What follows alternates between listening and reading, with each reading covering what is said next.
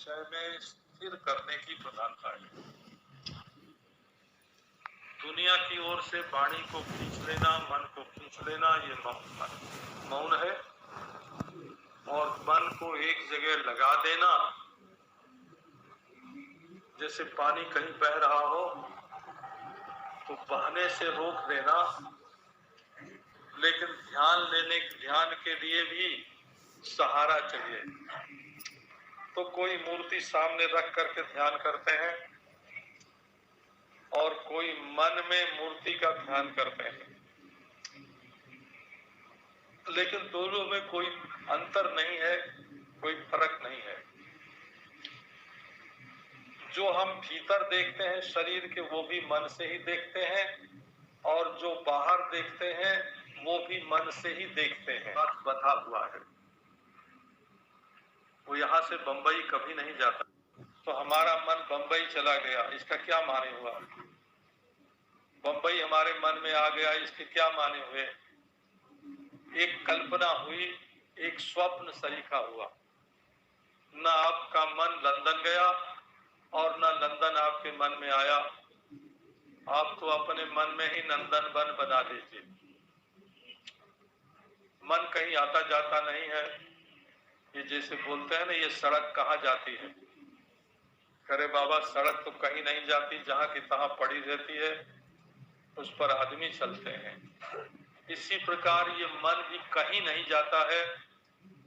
यथा सूत्रेण प्रबद्ध शकुनि दिशम दिशम पतित्वा अन्यत्र आयतनम अलब्ध्वा स्वबंधन में वो पाश्रयते प्राण बंधनम भी सौम्य मन।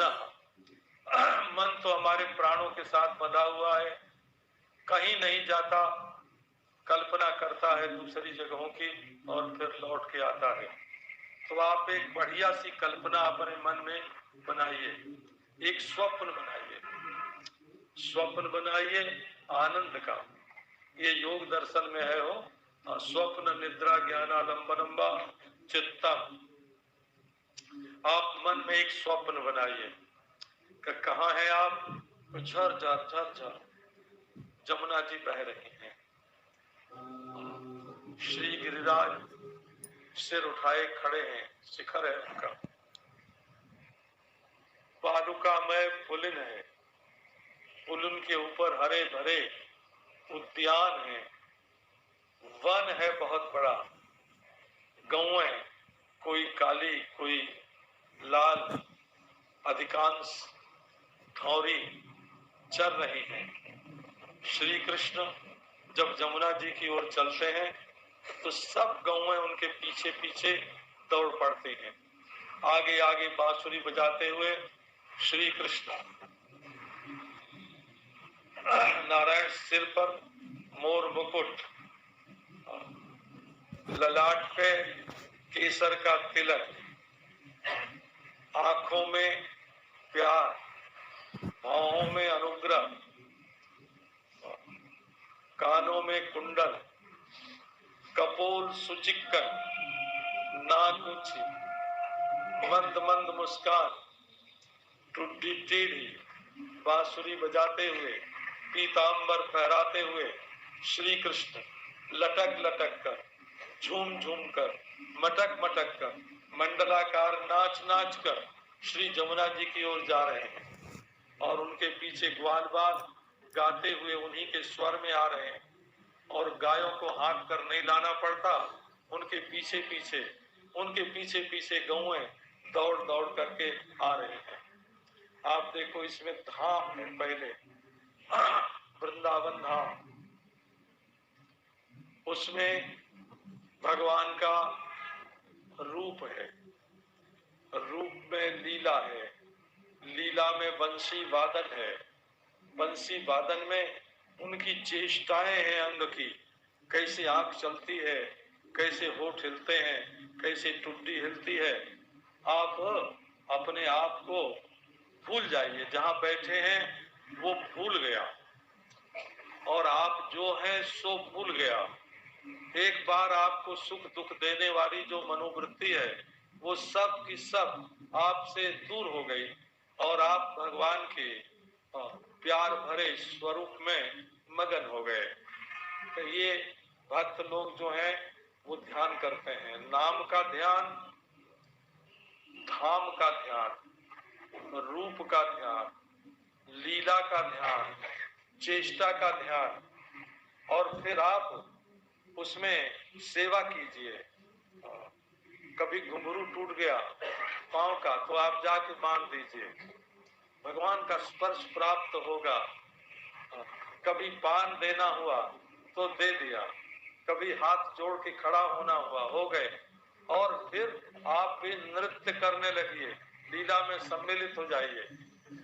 ये ध्यान सब के सब जो हैं ये सगुण साकार के ध्यान, ऐसे ही कृष्ण का होता है, ऐसे ही राम का होता है, ऐसे ही शिव का होता है। मसाला सब में एक है, सच्चिदानंद घन, केवल मेकअप अलग अलग है। परमात्मा सब का सब एक होता है और अपने ध्यान के लिए अलग अलग होता है। जो लोग राम को छोटा कृष्ण को बड़ा, या कृष्ण को छोटा राम को बड़ा, या शिव को छोटा विष्णु को बड़ा, विष्णु को छोटा शिव को बड़ा मानते हैं, वो उनका भाव है, वो उनकी अपनी निष्ठा है। वस्तु तो सब की सब सच्चिदानंद घन है।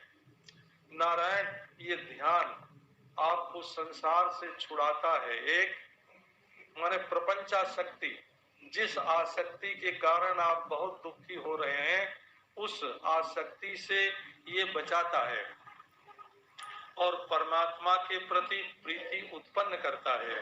और परमात्मा के प्रति प्रीति उत्पन्न हो जाने पर संसार के राग द्वेष सताते नहीं हैं। ये भक्तों का ध्यान इस ढंग से होता है। मैं तो केवल उसका जैसे ग्रामम गच्छन् तृणम स्पृशति करते हैं वैसे होता है। अच्छा, किसी की सगुण साकार में रुचि ना हो नारायण, तो वो निर्गुण निराकार का ध्यान करते हैं। निर्गुण निराकार के ध्यान में नाम रूप का ख्याल छोड़ करके एक बार शांति से भगवान के प्रणव का उच्चारण करते हैं, नाम का उच्चारण करते हैं, और उच्चारण करके शांत ठप चित्त को बंद कर दिया और उस निरुद्ध चित्त को, बंद चित्त को देख रहे हैं दृष्टा के रूप में। नारायण एक ध्यान ऐसा होता है कि सांस के साथ हंस सोहम की ध्वनि आ रही है, उस ध्वनि में नाद में लीन हो गए। एक ध्यान ऐसा होता है कि सबका अपवाद करके स्वयं अपने स्वस्वरूप में स्थित हो गए। सारी दुनिया मुझसे तो मालूम पड़ती है और मुझ में ही है, लेकिन वो मैं शरीर नहीं है। अगर ये ध्यान आप नहीं रखेंगे, शरीर में से मैं को नहीं निकालेंगे, तो मैं देखता हूँ ये मूर्खता है, झूठा है, बंधन है। और नारायण यदि मैं को शरीर में से नहीं निकालेंगे तो सब मुझ में है, ये बिल्कुल कल्पना है। तो कोई निद्रा गाढ़ सुषुप्ति का ध्यान करते हैं, समाधि लग जाती है।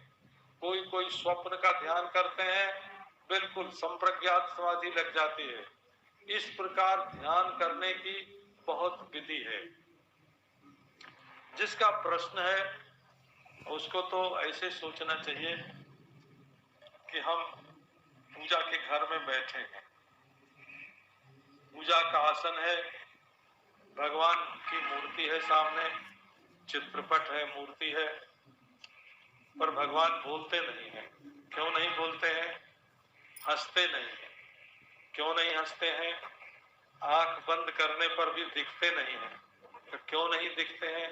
भगवान के लिए इन पलकों में ढक देने की तो शक्ति है नहीं। तब इसके लिए चित्त में व्याकुलता का उदय होना चाहिए। प्रभु के सामने बिना व्याकुल हुए ध्यान जो है उसका होना थोड़ा कठिन होता है। हे प्रभु, हमारा मन दुश्मन के घर में तो जाता है, दोस्त के घर में जाता है, भोग राग की बात तो सोचता है, परंतु प्रभु आपका चिंतन नहीं करता है, आपका स्मरण, आपका ध्यान नहीं करता है।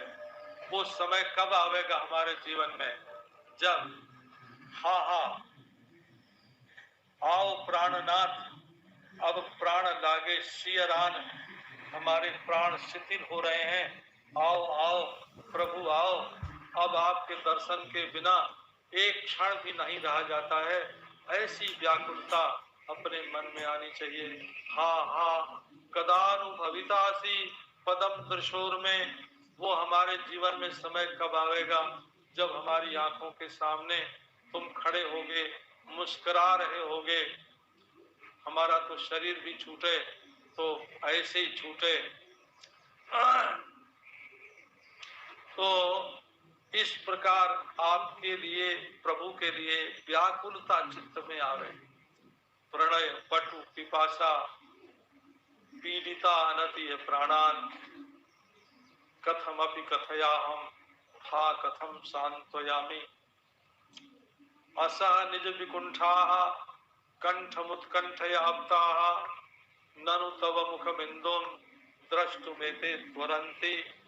प्रेम की प्यास लगी है, बड़ी तीव्र प्यास है, और उससे हमारी सांस, हमारे प्राण पीड़ित हो रहे हैं, और वे उत्कंठा के वश होकर कंठ में आ लगे हैं।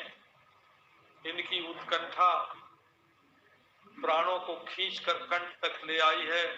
अब यदि आप आके तुरंत आंखों को दर्शन नहीं देते हैं तो अब ये प्राण जल्दी से जल्दी निकल जाएंगे।